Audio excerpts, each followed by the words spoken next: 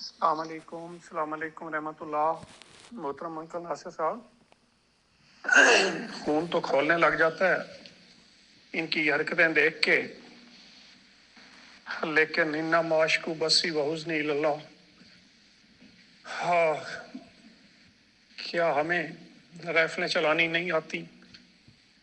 لیکن پھر چلے جائیں ہجرت مدینہ پہ، کس طرح نبی کریم صلی اللہ علیہ وآلہ وسلم نے حکمت عملی سے کام لے لے کے، تدبیریں کر کر کے مسلمانوں کو وہاں سے نکالا اور مدینہ لے گئے، اور پھر اسی مکہ کی بستی کی طرف چہرہ کر کے کہا کہ اے مکہ کی بستی، تجھ مجھے پیاری تو بہت تھی، لیکن تیرے ظالم لوگ یہاں کے مجھے یہاں رہنے نہیں دیتے۔ پھر اللہ تعالیٰ نے ہمیں سب کو دکھایا کہ ایک فاتح کی حیثیت سے آپ اسی مکہ کی بستی میں داخل ہوئے۔ جس خدا پہ ہمارا یقین ہے، ہم کمزور انسان ہیں، میں تو بہت کمزور انسان ہوں، وہ ایک بات ہی کافی ہے کہ ان اللہ علی کل شیء قدیر۔ میرا اللہ تعالیٰ وہ ہے جو ہر ایک چیز پر قادر ہے۔ اس واقعہ کو یاد کریں جب ابرا نے خانہ کعبہ پہ حملہ کرنا تھا اور اس نے عبد المطلب کے اونٹ پکڑ لیے اور عبد المطلب سے پوچھا بولو کیا چاہتے ہو؟ اس نے سمجھا یہ منت سماجت کرے گا کہ خانہ کعبہ پہ حملہ نہ کرو۔ آپ نے کہا تمہارے فوجیوں نے میرے اونٹ پکڑ لیے، میرے اونٹ واپس کر دو۔ اس نے بڑا ٹانٹ کیا کہ میں نے تو بڑا سردار سمجھا تھا تمہیں، اور میں خانہ کعبہ کی اینٹ سے اینٹ بجانے آیا ہوں اور تمہیں صرف اپنے اونٹوں کی فکر ہے۔ آپ نے بڑا پیارا جواب دیا کہ میں اونٹوں کا مالک ہوں، خانہ کعبہ کا بھی ایک مالک ہے، تم خانہ کعبہ کے ساتھ جو کرو گے وہ خود تیرے ساتھ ڈیل کرے گا۔ اور پھر سورۃ الفیل میں اللہ تعالیٰ نے ساری چیزیں ہمارے سامنے ذکر ڈیٹیل کی ہے۔ اللہ ممزقکم کل ممزق وسائقکم تسیقا۔ اللہ تعالیٰ تو دیکھ رہا ہے کہ میرے بندوں کے اوپر انہوں نے محض زمین اس لیے تنگ کر دی ہے کہ وہ مامور من اللہ کے اوپر ایمان لے آئے، بجز اس کے اور ان کا کوئی گناہ نہیں تھا۔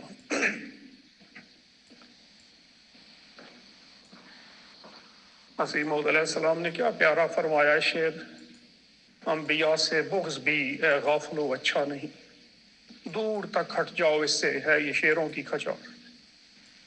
لیکن اللہ تعالیٰ کی سنت ہے، اپنی الہی جماعتوں کے اوپر ایسے ایسے امتحان لاتا ہے کہ صحابہ بلک اٹھے اور کہا حضور صلی اللہ علیہ وسلم کہ متی نصر اللہ، اے اللہ کے رسول کب اللہ کی مدد آئے گی؟ آپ نے فرمایا لا ان نصر اللہ قریب، یقیناً اللہ کی مدد قریب ہے اور وہ پہنچنے والی ہے۔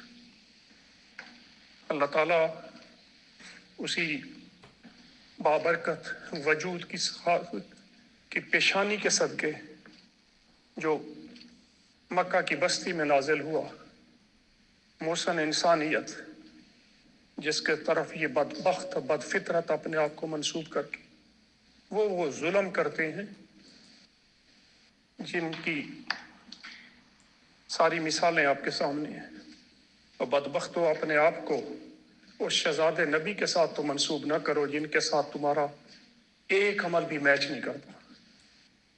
تم اسفل السافلین میں ہو، تم شیطان نے تمہیں گردنوں پہ جس طرح ڈاگ کو پٹا ڈال کے پکڑتا ہے انسان، شیطان نے تمہاری گردنوں میں پٹے ڈالے ہوئے ہیں، اور شیطان کا ہاتھ تمہاری گردنوں کے پٹوں کے اوپر کہ پل جاؤ اس معصوم جماعت میں۔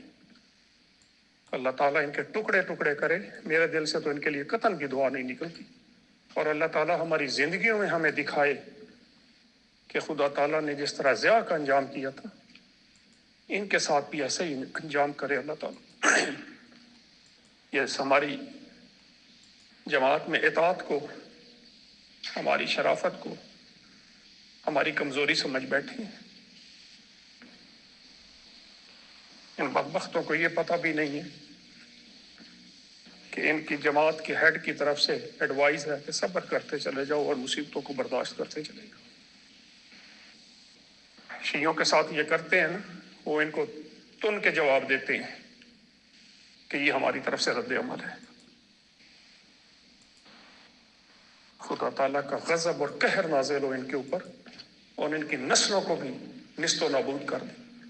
ان کی غیرت فلسطین میں تو نہیں جاگتی، ان کی غیرت کشمیر میں تو نہیں جاگتی، پتہ ہے وہ گولیوں سے ہمیں بھون کے رکھ دیں گے۔ ایک معصوم جماعت کے اوپر جو بے ضرر سی جماعت ہے، بغیر تو تم ان کے مال بھی لوٹتے ہو، تم ان کے اموال بھی لوٹتے ہو، تم ان کی جانوں کو بھی خون میں بدل دیتے ہو۔ کیا ہو رہا ہے جی؟ اسلام کی خدمت ہو رہی ہے۔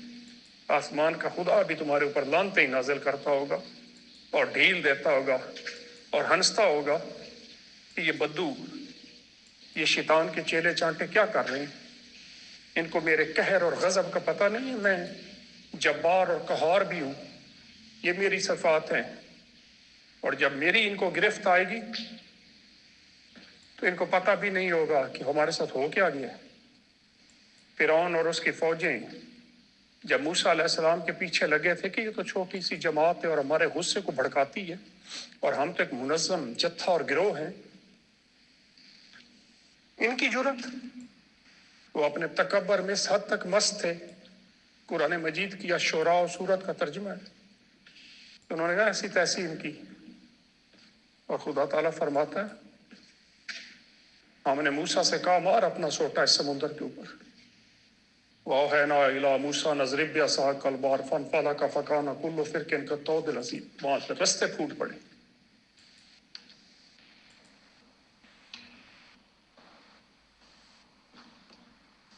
اور پھر ہم نے موسیٰ اور اس کے ماننے والوں کو نجات دی، ثم اغرقنا الآخرین، اور فرعون اور اس کے سارے ساتھیوں کو ہم نے غرق کیا۔ اس وقت وہ بدبخت انسان بھی بولا جس کا نام فرعون تھا، قالوا آمنا برب العالمین، رب موسیٰ و ہارون، میں رب العالمین پر ایمان لایا جو موسیٰ اور ہارون کا بھی رب ہے۔ لیکن اللہ تعالیٰ نے کہا بس، اب وہ گھڑیاں گزر گئی جب تم نے ایمان لانا تھا۔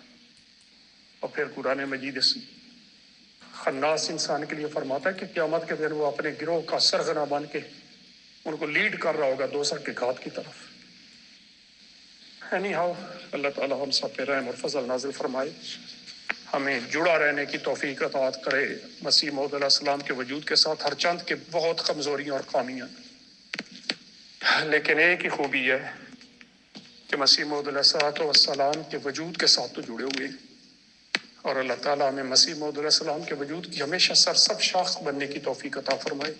آمین یا ارحم الراحمین۔